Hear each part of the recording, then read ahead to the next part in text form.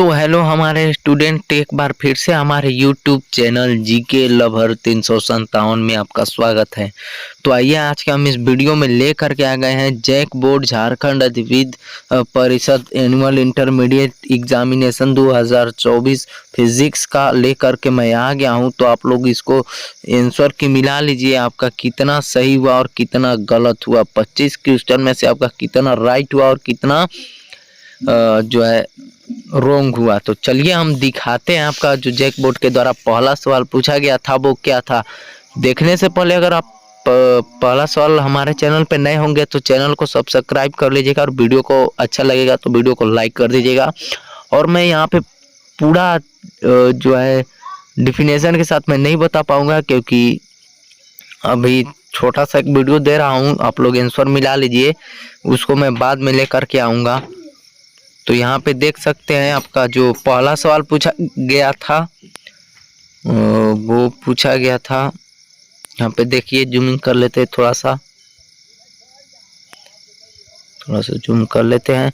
तो जो पहला सवाल पूछा गया था वो पूछा गया था दो आवेशित गोले एक दूसरे से डी दूरी पर एक दूसरे से एफ बल लगाते हैं। यदि आवेश को दुगना कर दिया जाए तो उनके बीच दूरी दोगुनी कर दी जाए तो बल होगा। तो हो जाएगा आपका ऑप्शन नंबर ए यानी F. A is the correct answer. दरअसल यहाँ पे देखा जाए तो आपका दूसरा सवाल क्या पूछा गया है, तो जो दूसरा सवाल पूछा गया है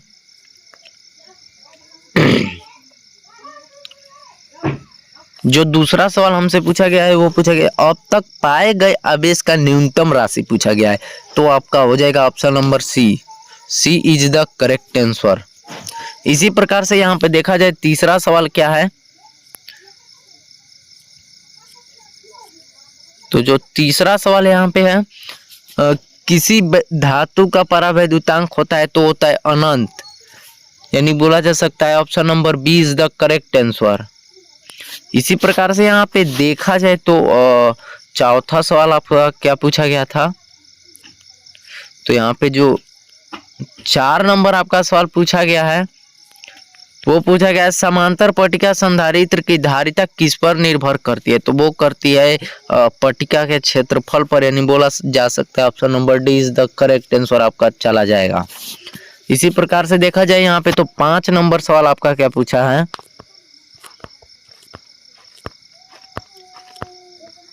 तो जो यहाँ पे 5 नंबर सवाल पूछा है वो पूछा है व्हीट स्टोन सेतु में यदि बैटरी और गैल्वेनोमीटर को आपस में बदल दिया जाए तो गैल्वेनोमीटर का विक्षेपण होगा। तो हो जाएगा ऑप्शन नंबर सी परिवर्तन नहीं होगा, इसमें कोई भी परिवर्तन नहीं होगा। सी इज द करेक्ट आंसर आपका चला जाएगा।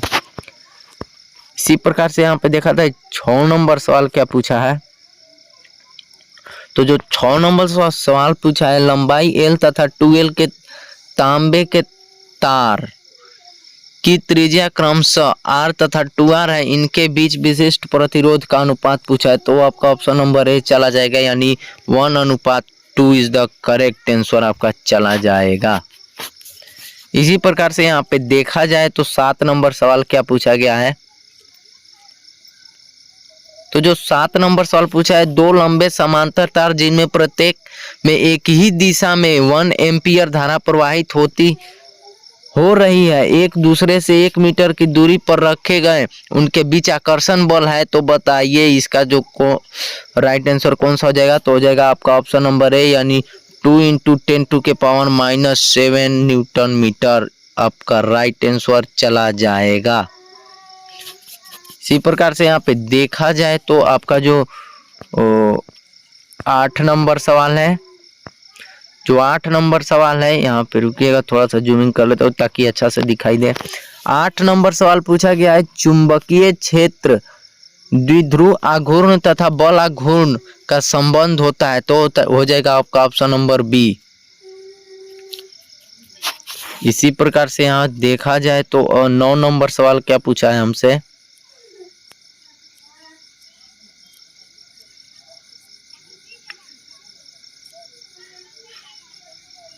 तो जो 9 नंबर का सवाल पूछा है एक क्षण चुंबक के अंदर चुंबकीय बल रेखाएं हैं। तो आपका ऑप्शन नंबर डी चला जाएगा, यानी साउथ से नॉर्थ ध्रुव की ओर होती हैं। D is the correct answer आपका चला जाएगा। इसी प्रकार से 10 नंबर सवाल क्या पूछा है, 10 नंबर आपके सामने है, देख सकते हैं। प्रेरित धारा की दिशा निर्धारित होती है तो होती है लेंज के नियम पर, यानी बोला जा सकता है ऑप्शन नंबर ए। इसी प्रकार से यहाँ पे देखा जाए तो 11 नंबर सवाल पूछा है, वेबर पर मीटर स्क्वायर का मात्रक है, तो हो जाएगा आपका ऑप्शन नंबर ए, यानी चुंबकीय क्षेत्र। ए इज द करेक्ट आंसर आपका चला जाएगा। यहाँ पे देखा जाए 12 नंबर सवाल क्या पूछा है, 12 नंबर यहाँ पे सवाल पूछा है, एलसीआर परिपथ में ऊर्जा की क्षति होती है तो केवल आर में यह होती है, यानी बोला जा सकता है option number C is the correct answer. जो बच्चे ए और बी मार्क कर रहे हैं और डी, तो उसका बहुत ही गलत आंसर है। यहाँ पे देखा जाए 13 नंबर सवाल क्या पूछा है, 13 नंबर सवाल जो पूछा है वो पूछा है, प्रत्यावर्ती धारा का चरम मान आई नोट है, इसका मूल माध्य वर्ग मान होगा, तो आपका ऑप्शन नंबर ए चला जाएगा, यानी I naught by √2। A is the correct answer. इसी प्रकार से यहाँ पे देखा जाए तो जो आपका 14 नंबर सवाल है, 14 नंबर आपका क्या पूछा है, पूछा गया है कोहरे में फोटोग्राफी के लिए प्रयुक्त होती है, तो होती है आपका ऑप्शन नंबर बी औरक किरण। B is the correct answer आपका चला जाएगा। इसी प्रकार से यहाँ पे 15 नंबर क्या पूछा है, देख सकते हैं 15 नंबर जो है सवाल आपके सामने है। 15 नंबर सवाल पूछा है, एक विद्युत चुंबकीय तरंग में ऊर्जा, तो इसका जो करेक्ट आंसर हो जाएगा आपका ऑप्शन नंबर सी, विद्युत और चुंबकीय क्षेत्र के बीच समान रूप से विभाजित होती है, यानी बोला जा सकता है option number C is the correct answer आपका चला जाएगा। इसी प्रकार से 16 नंबर सवाल को देखा जाए तो 16 नंबर सवाल क्या पूछा है, तो जो 16 नंबर सवाल है, वस्तु से बड़ा आभासी प्रतिबिंब बनता है, तो बनता है अवतल दर्पण से, यानी बोला जा सकता है option number B is the correct answer आपका चला जाएगा। तो जो बच्चे अभी तक इस वीडियो को लाइक नहीं किए तो लाइक कर दीजिएगा।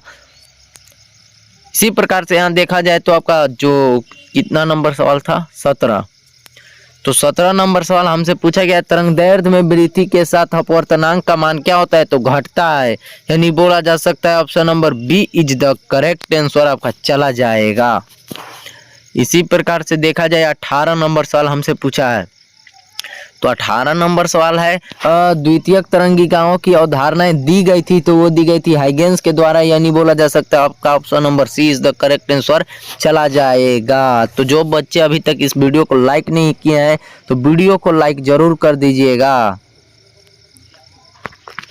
यंग का डबल स्लिट प्रयोग प्रकाश के एक वर्णी स्रोत का उपयोग करता है, पर्दे पर सॉरी वहाँ पे दिखाई नहीं दे रहा है, वहाँ पे आप लोग मिला लीजिए, वाली व्यतिकरण फ्रिंज की आकृति होती है, तो होती है आपका ऑप्शन नंबर डी, अति परवलय होती है। D is the correct answer जो है आपका चला जाएगा हमारे स्टूडेंट। इसी प्रकार से यहाँ पे देखा जाए तो जो था 20 नंबर सवाल हमसे क्या पूछा गया है, तो 20 नंबर सवाल हमसे पूछा गया है, फोटोन की ऊर्जा, तो जो फोटोन की ऊर्जा होती है ना, वो होती है आपका ऑप्शन नंबर ए, यानी एच म्यू होती है। ए इज द करेक्ट आंसर आपका चला जाएगा। तो जो बच्चे बी और सी डी मार्क करके आए उनका बिल्कुल ही गलत आंसर है। इसी प्रकार से यहाँ पे देखा जाए तो 21 नंबर सवाल जो है, 21 नंबर सवाल हमसे क्या पूछा है, तो 21 नंबर सवाल है, 25 वोल्ट और 36 वोल्ट से त्वरित 2 इलेक्ट्रॉनों से जुड़े डी ब्रोगली तरंगदैर्घ्य का अनुपात पूछा है, तो हो जाएगा आपका ऑप्शन नंबर डी। आप लोग ज्ञात कर लीजिएगा, क्योंकि अभी मैं फुल वीडियो, ज़्यादा लंबा वीडियो हो जाएगा, इसलिए मैं अभी नहीं बता पाऊंगा। यहाँ पे देखा जाए तो 22 नंबर सवाल हमसे पूछा है, रदरफोर्ड के अल्फा कण प्रकीर्णन प्रयोग में अल्फा कण का प्रकीर्णन का कारण बनने वाला बल है, तो हो जाएगा आपका option number C is the correct चला जाएगा, यानी चुंबकीय बल। इसी प्रकार से अगर यहाँ पे देखा जाए तो 23 नंबर सवाल क्या पूछा है हमसे, तो जो 23 नंबर सवाल पूछा है वो पूछा है यदि कोई रेडियोधर्मी परमाणु बीटा कण उत्सर्जित करता है तो उसका परमाणु द्रव्यमान हमसे पूछा है। तो उसका जो परमाणु द्रव्यमान हो जाएगा आपका ऑप्शन नंबर बी अपरिवर्तित रहेगा, न बढ़ेगा न घटेगा न 2 इकाइयों से बढ़ जाती है, भी नहीं हो जाएगा। आपका option number B is the correct answer चला जाएगा। इसी प्रकार से हमारा देखा जाए तो 24 नंबर सवाल क्या पूछा है, तो जो 24 नंबर सवाल पूछा है वो पूछा है पी टाइप के अर्धचालक में कैसी अशुद्धि मिलाई जाती है। यहाँ पे शुद्धि नहीं अशुद्धि मिलाई जाती है, तो मिलाई जाती है आपका ऑप्शन नंबर ए 3 की संयोजकता, यानी बोला जा सकता है इज द करेक्ट आंसर आपका चला जाएगा। इसी प्रकार से देखा जाए लास्ट क्वेश्चन 25 नंबर का, तो आप लोग इस वीडियो को लाइक नहीं किए होंगे तो लाइक कर दीजिएगा, लाइक करने में कोई कंजूसी नहीं कीजिएगा, और चैनल पे नए होंगे तो चैनल को सब्सक्राइब कर दीजिएगा। लास्ट क्वेश्चन चलिए हम दिखाते हैं आपका क्या पूछा है। तो लास्ट क्वेश्चन पूछा है हमसे 25 नंबर का, तो जो पूछा है ये पूछा है वर्जित बैंड का चौड़ाई अधिकतम होती है। वर्जित जो बैंड की चौड़ाई होती है वो अचालकों के लिए होती है, यानी बोला जा सकता है option number B is the correct answer. तो अभी तक जो बच्चे इस वीडियो को लाइक नहीं किए हैं तो लाइक कर दीजिएगा, और चैनल पे नए होंगे तो चैनल को भी सब्सक्राइब कर दीजिएगा, ताकि मैं इस प्रकार का वीडियो जब भी लाऊं तो मेरा वीडियो आप तक पहुंचता रहे। मेरे दोस्त, मेरे स्टूडेंट, मेरे छोटे भाई, आप लोग से निवेदन है कि सब्सक्राइब कर दीजिए और वीडियो को लाइक करने में कोई कंजूसी न कीजिए, ताकि मैं इस प्रकार का वीडियो जब भी लाऊं तो मेरा वीडियो आप तक पहुंचता रहे। तब तक के लिए जय हिंद, जय भारत। वीडियो को देखने के लिए आप लोगों को धन्यवाद।